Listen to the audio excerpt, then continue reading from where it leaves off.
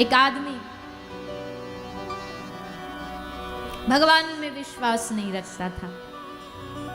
उसका दोस्त मित्र उसको कथा में ले गया, एक साधु से मिलवाने। मिला, मिलके बोला महाराज जी ये हमारा मित्र है पर ये भगवान का नाम नहीं लेता, हमने इसको इतना समझाया है पर भजन ही नहीं करता। महाराज जी ने कहा बेटा तुम मेरे पास आया है ना, आज के लिए एक काम कर दे। क्या? बोले आज एक बार मेरे सामने राम बोल दे। बोला महाराज जी क्या बुलवा रहे हो आप? कई लोग को पता नहीं, जैसे वो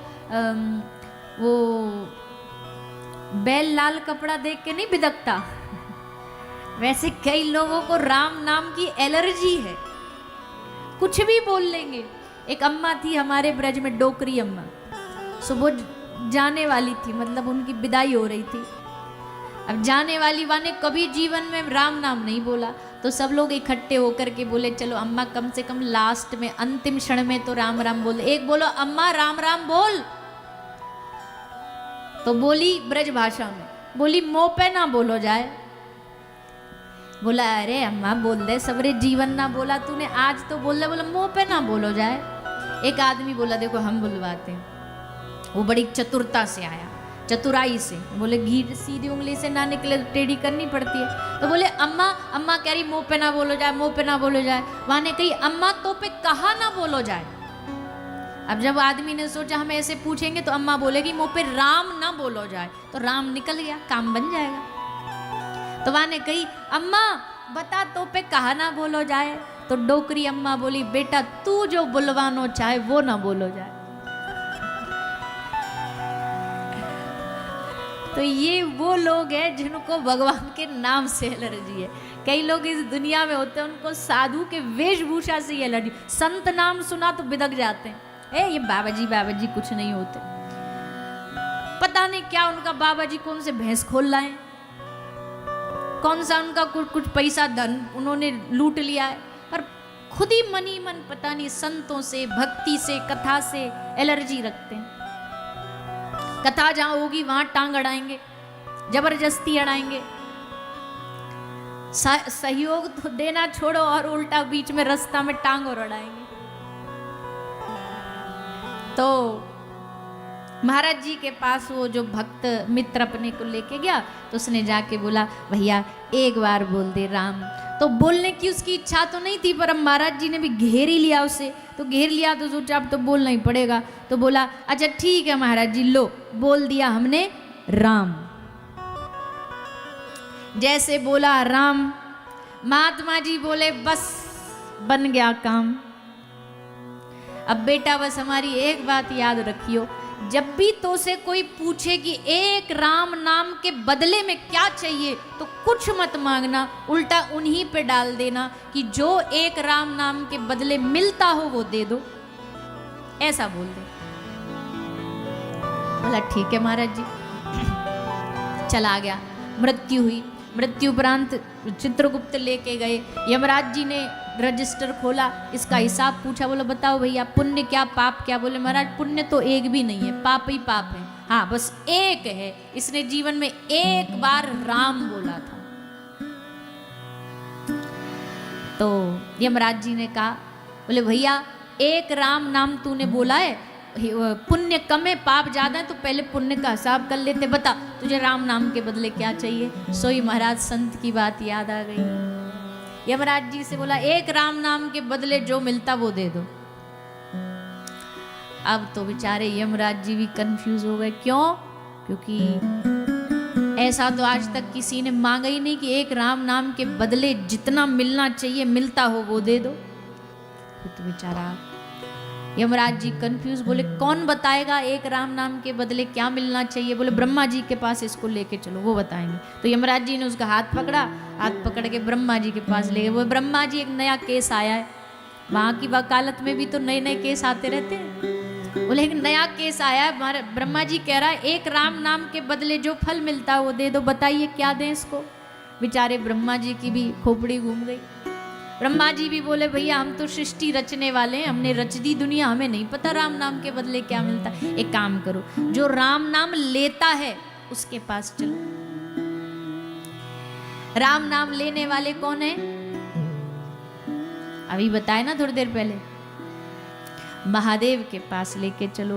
तो ब्रह्मा जी, एक दो देवता और भी संग लग गए, इंद्र, कुबेर, उनको भी संग ले लिया। बोले भैया एक बड़ा नया केस आया है हमारे इस पूरे खानदान में कि एक आदमी एक राम नाम का फल जान रहा, चलो चलो देख के आते हैं। सबको लेकर के ब्रह्मा जी, इंद्र जी, कुबेर जी, यमराज जी सब चल पड़े महादेव के पास। महादेव से जाके पूछा, महादेव आप ही बताओ एक राम नाम का क्या फल, आप तो दिन भर जपते हो।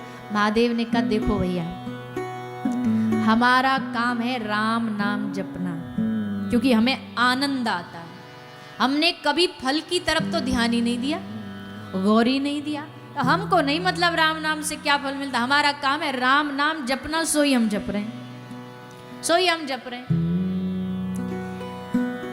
तो भैया अब यहां भी हिसाब नहीं हुआ, तो फिर किसके पास लेके चले? बोले अब तो एक ही बचा है, जिसका नाम है उसी के पास लेके चलो, राम जी के पास। तो ब्रह्मा जी, महादेव जी, इंद्र जी, कुबेर जी, यमराज जी और वो भगत जी उसका हाथ पकड़ करके सब लेकर के जा रहे राम जी के पास। राम जी के सामने उपस्थित होके राम जी से पूछा, महाराज एक बड़ा तगड़ा धरती का भगत आया है, सबको हिला रखा है उसने, कहता है एक राम नाम के बदले जो मिलता हो वो दे दो, क्या है एक राम नाम का फल? तो राम जी तो बड़े सुंदर हल्का सा मुस्कुराते हैं, हल्की सी स्मित करते हुए, हंसते हुए बोले, भैया जिसने जीवन में कभी कोई अच्छा शुभ कर्म किया नहीं, पर आज खुद इंद्र, ब्रह्मा, श्री महादेव और सारे देवता मिलकर के उसको ससम्मान हाथ पकड़ करके मेरे सामने लेके आ रहे हैं और वो मेरे सामने खड़ा है, इससे बड़ा राम नाम का फल क्या मिलेगा? इससे बड़ा एक राम नाम का फल क्या प्राप्त हो सकता है कि उस जीव को धरती से उठा करके ठाकुर जी के चरणों तक पहुंचा दिया। क्या आकेगा कोई राम नाम का फल? कृष्ण नाम, एक नाम, एक भगवान का स्मरण। तो सोचो हर रोज हमारे पास कितना मौका है भगवान का नाम लेने का। तीर्थ यात्रा फिर भी शायद करने जाओ तो किराया लगता है, रास्ते में थकावट होती है, गाड़ी में पेट्रोल डीजल भरवाना पड़ता है, पर राम नाम, हरि नाम घर बैठे बैठे जपो, कहीं भी जपो, पंडाल में बैठे हो यहां भी जपो, मनी मन, मनी मन भगवान का नाम स्मरण करते रहो, कान से भगवान का नाम लेते रहो, सबसे सरल उपाय।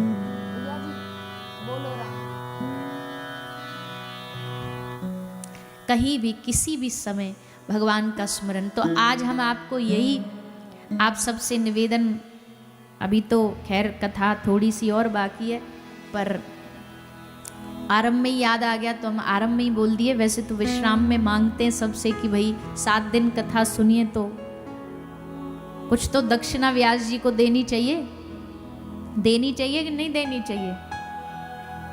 अरे बोलो ना, चुप लगा रहे हो आप कुछ कुछ। अरे मेहनताना तो दोगे ना हमारा।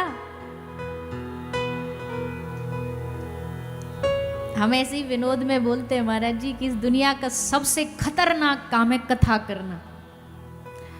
अब कोई पूछे इसमें क्या खतरा है, मौज में रहते हो, बढ़िया आते हैं लोग, हटो हटो हटो, गद्दी मिल जाती है, गर्मी है एसी मिल जाता है, ठंडी है हीटर मिल जाता है, आपको कौन सा जान का खतरा है? हमने कहा देखो, हमने विज्ञान में पढ़ा था कि ज्यादा बोलने से उम्र कम होती है।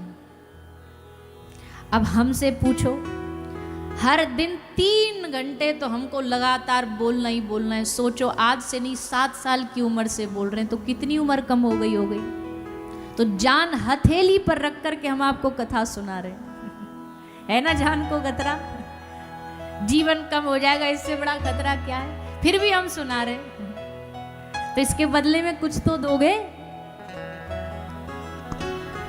क्या दोगे? एक वादा, एक प्रतिज्ञा। हमारे पास जीवन में 24 घंटे होते हैं। 24 घंटे में से आपको इस भागवत जी को केवल 10 मिनट देने हैं। कितना? जोर से बोलो, ज्यादा तो न मांग लिए, 10 मिनट दे सकते हो। 24 घंटे में से 10 मिनट निकालना कोई बड़ी बात नहीं है। 10 मिनट लो और एक काम करो, क्या, हाथ में माला लो, एक माला हर रोज। जो नहीं करता अब तक, जो करते आए उनको तो प्रणाम है, पर जो नहीं करते हैं आज से कम एक माला हर रोज शुरू करो।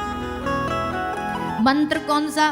गुरु मंत्र जो दें वो जपो। जो अभी बिना गुरु के हैं, बिना आईडी प्रूफ के हैं, क्योंकि गुरु मतलब आईडी पहचान, जो नहीं है जिनके अब तक गुरु, वो हम जो रोज गा रहे हैं हरे कृष्ण कृष्ण कृष्ण हरे हरे राम राम राम हरे हरे, ये महामंत्र है, इसको कोई भी जाप कर सकता है। इसकी एक माला हर रोज करो, यही आपकी कथा की दक्षिणा होगी। अब बताओ दोगे कि नहीं दोगे?